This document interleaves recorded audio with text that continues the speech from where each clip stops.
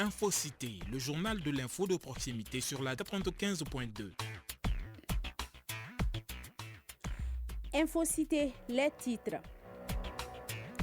À l'entame de ce journal, nous allons vous parler du choix partagé de l'essence dans les bouteilles ou à la pompe. C'est liquide très prisé, issu de la distillation du pétrole, utilisé comme carburant dans les moteurs. À Bamako, la question de l'approvisionnement en carburant est un dilemme. Issa Dao nous expliquera les raisons du choix pour certains consommateurs.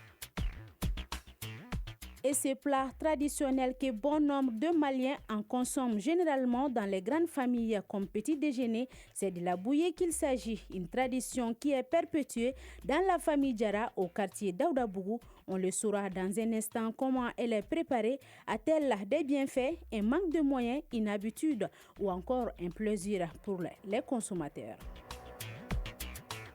Dans la page internationale, Khadija Traoré nous dira ce qui fait l'actualité hors du pays. Au micro, Yara Damile, chers auditeurs, bonjour et bienvenue aux informations. Et cette nouvelle, aujourd'hui 27 janvier 2025, la douane malienne, à l'instar de la communauté douanière mondiale, célèbre la journée internationale de la douane. Le thème de l'édition 2025 est une douane qui concrétise ses engagements en matière d'efficacité, de sécurité et de prospérité. À cette occasion, des distinctions seront décernées cet après-midi. À Bamako, je le disais, la question de l'approvisionnement en carburant est un dilemme. Si certains préfèrent s'approvisionner auprès des revendeurs, la bouteille au bord des routes, d'autres optent pour les stations-service. Ces deux options présentent leurs avantages et inconvénients selon certains usagers. Aujourd'hui, notre reporter Issa Daou a interrogé les Bamakois pour comprendre les raisons de leur choix et les conséquences possibles. À Bamako, difficile de ne pas apercevoir les vendeurs d'essence à la bouteille. Ils sont présents à presque chaque coin des rues.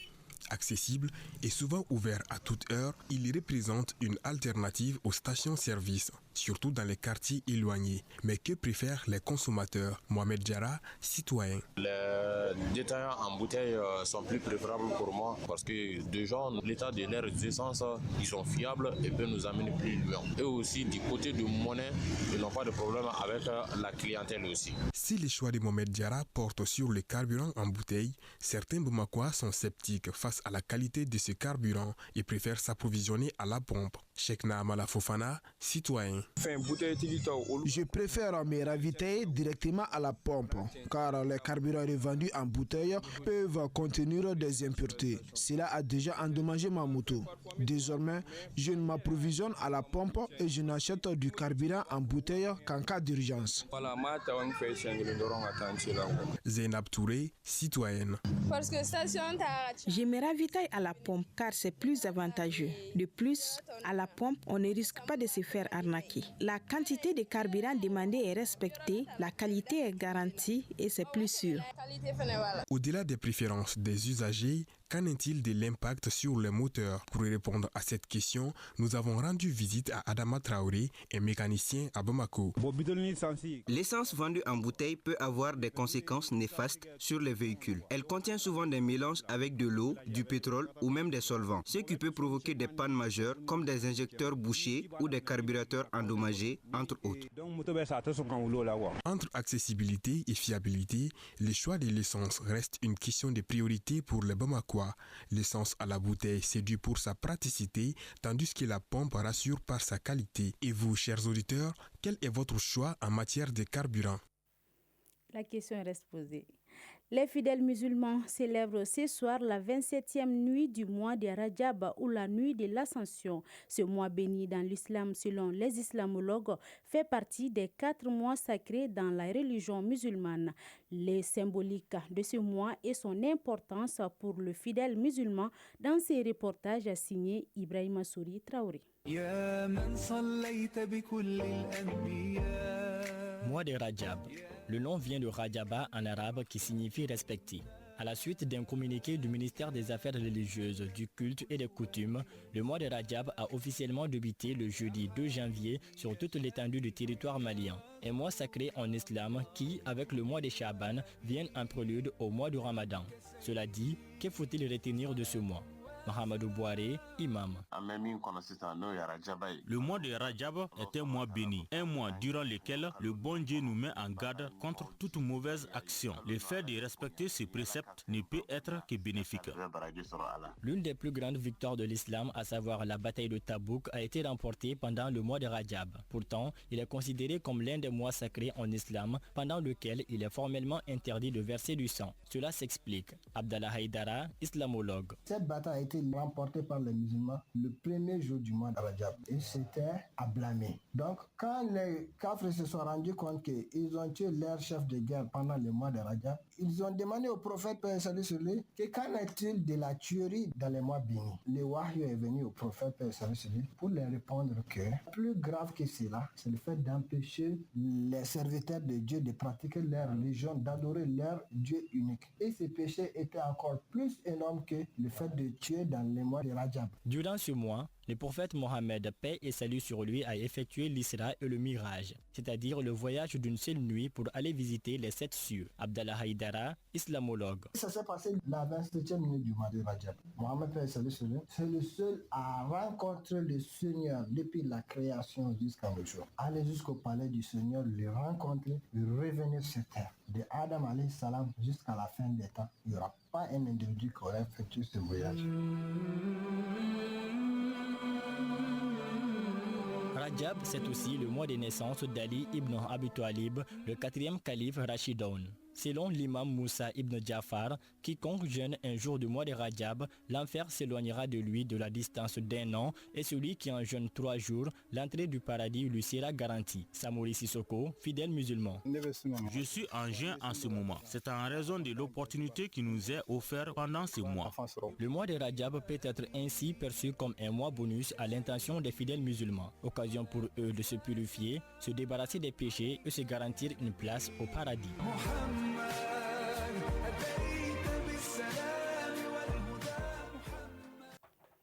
De la culture dans ce journal, la 10e édition du festival culturel Ogobanya s'ouvre cet après-midi sur les berges du fleuve Niger, ici à Bamako. Le thème de l'édition 2025 est la tradition et modernité, la santé, la culture, l'environnement et l'architecture au service du développement.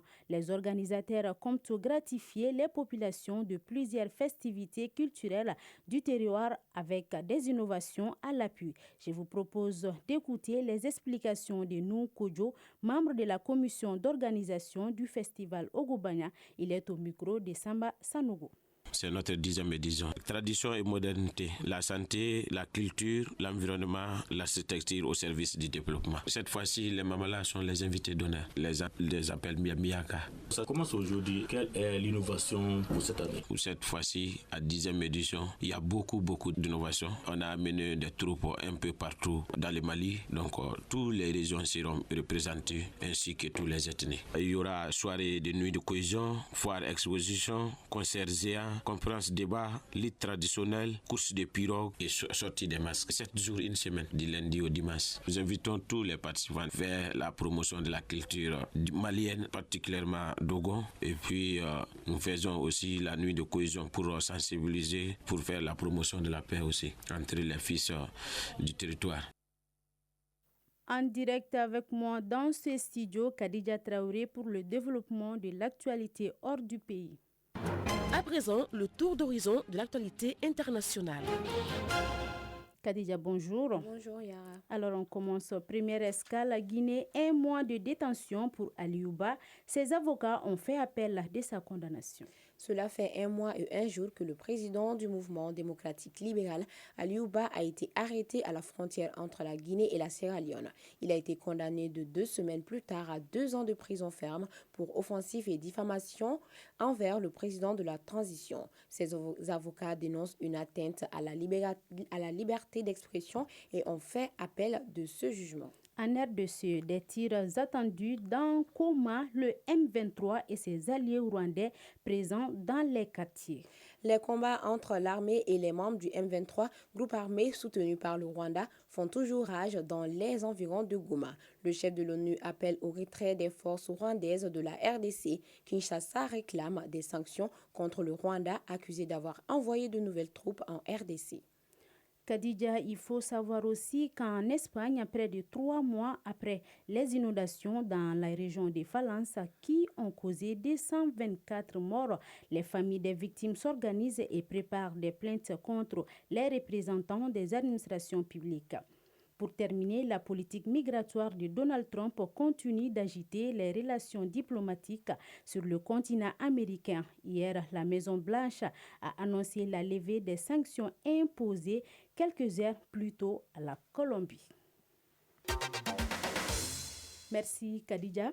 Je t'en prie. Alors on continue avec ce journal focus sur une vieille tradition, celle de la consommation de la bouillie le matin dans certaines familles.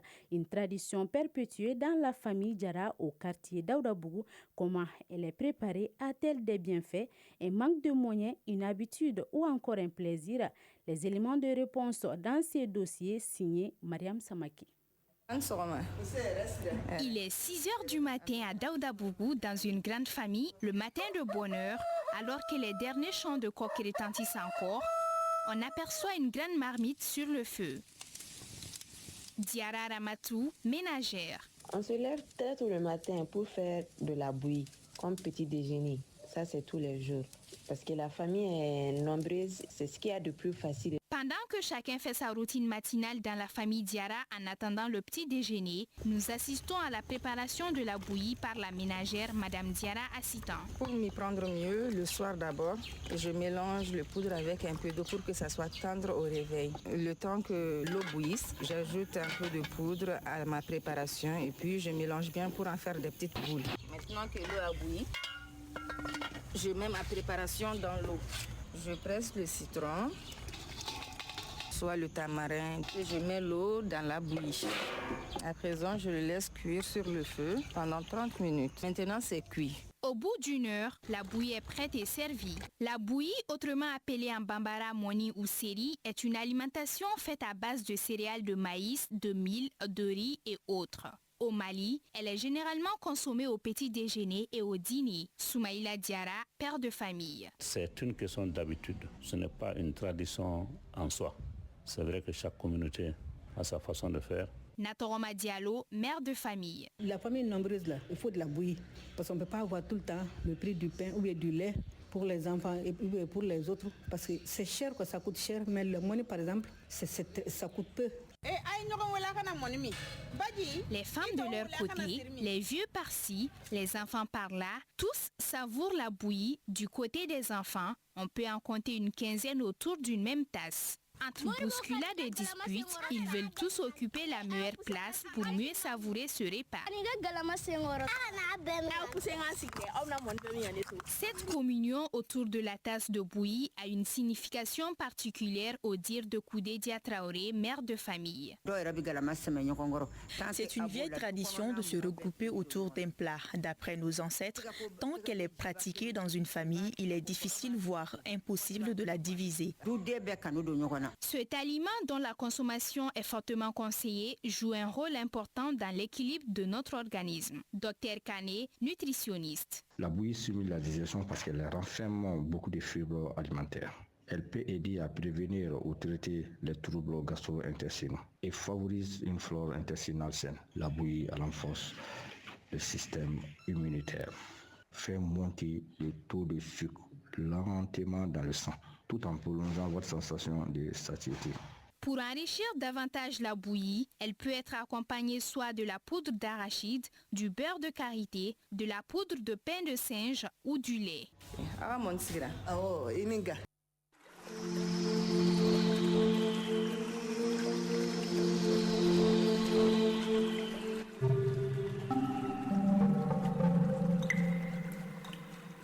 Les nouvelles du temps avant de boucler cette édition. Le thermomètre affiche actuellement 32 degrés Celsius sur Bamako et environ et la maximale attendue sera de 36 degrés Celsius. Quant au soleil, il se couchera à 18h32. Point final donc à ce journal qui vous a été présenté par Yara Damele, réalisation Adam Kone, assistant Jakite, mise en onde Djala Samake, mise en ligne Badi Touré, coordination éditoriale Seydou Traoré, Jefa Djara. Prochain rendez-vous de l'actualité de la cité, c'est à 18h. Mais avant tout de suite, le journal des sports. D'ici là, excellent après-midi à tous.